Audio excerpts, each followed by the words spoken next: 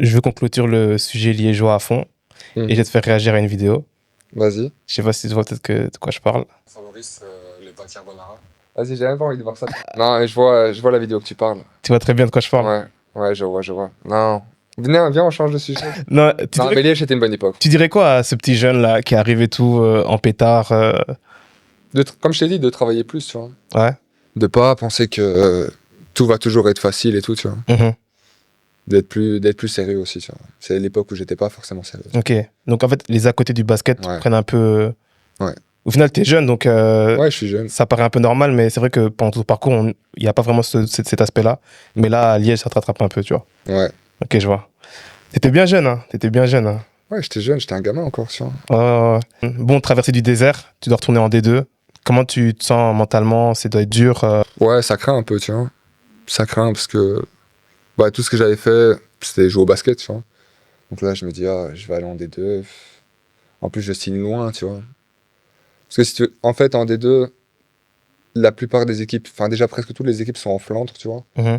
Donc on va dire les équipes qui ont un peu d'argent sont en Flandre. Donc moi, je décide de signer loin, tu vois. Je vais jouer à Ypres. Et je retourne habiter à Charleroi à cette époque-là, tu vois. Donc c'est loin, c'est 1h30 de route.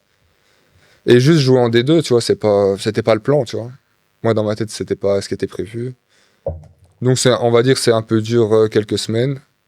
Ma mère, elle me dit aussi, elle me dit, ouais, ok, maintenant, t'es plus pro, t'es en D2, tu vas faire quoi? T'as 3 entraînements semaine, tu vas pas rester à la maison.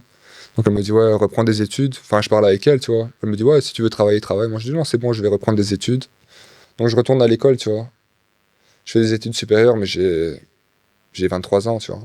Donc j'arrive en classe, les gars, Ouais, les t'es en gars ils ont, décalage avec les gens de ton ouais, âge. voilà, Ouais, ils c'est ont ça. 18, 19. Mais après, je m'en foutais, tu vois. J'allais Mhm. juste là-bas, je suivais les cours. Et voilà, tu vois. Et donc, ouais, la saison en D2, elle se passe bien. Tu vois, je viens d'un niveau plus haut, donc on va dire, je vais pas dire que c'est facile, Mais littéralement, mais en fait, t'as plus de facilité parce que ça va moins vite. ouais, voilà. C'est pas des joueurs pros. Enfin, voilà quoi. Et en même temps, ça, c'est un truc que j'ai bien fait, tu vois. C'est, tu peux arriver en D2 et dire, bon, vas-y, c'est fini le basket pro, je vais juste aller là-bas et, tu vois, je vais recommencer une vie normale, tout ça. Mais moi, je continuais à m'entraîner, tu vois. Genre, c'est pas que je me suis laissé aller, que j'ai pris du poids ou que je commençais à... Tu vois, je gardais quand même un sérieux, j'allais à la muscu tous les jours et tout.